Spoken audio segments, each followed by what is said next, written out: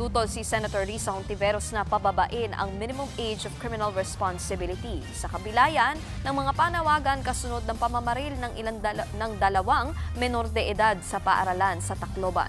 At live mula sa Maynila, may express report si Mobile Journal Arles de los Santos. Arles, bakit ba tutol si Senator Risa Hontiveros?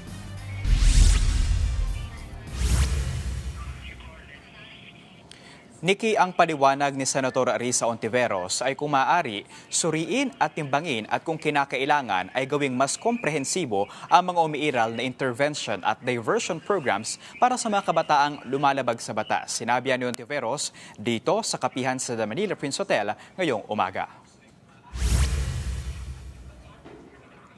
Ani Hontiveros, makatutulong din umano kung dadagdagan ang pondo ng mga bahay pag-asa sa bansa. Dagdag pa ng senador, dapat ding makatugon ang Executive Department para harangin at panagutin ang mga malign actors sa digital space, kagaya ng 764 na isang online nihilistic violent extremist o NVE group na tinatarget umano ang mga vulnerableng kabataan sa online gaming platforms para ma-brainwash ang mga ito. Samantala, nanindigan si Hontiveros Nikki na dapat managot ang dalawang batang sangkot sa shooting incident sa Tacloban City noong June 22 kung saan 3 ang nasawi ng naaayon sa batas. Pinag-usapan din Nikki dito ang pagsulong ng anti-political dynasty sa bansa kung saan sinabi ni Hontiveros na hindi basta-basta usapin ang husay at moralidad ng political families kundi kung paano mabibigyan ng pantay na karapatan ang mga Pilipino na mamuno. Base kasi sa mga pag-aaral, may direktang epekto sa paglago ng ekonomiya at poverty incidents ang paghahari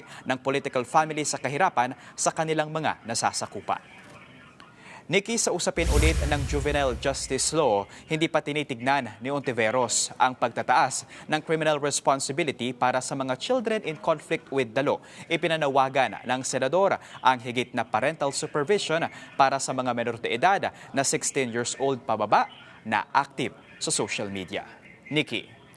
Yan ang express report ni Arles de los Santos live mula sa Maynila. Mga kapatid, Nikki de Guzman po. Para sa pasada ng mga rumaratsyadang balita, mag-follow at mag-subscribe na sa social media pages ng News 5.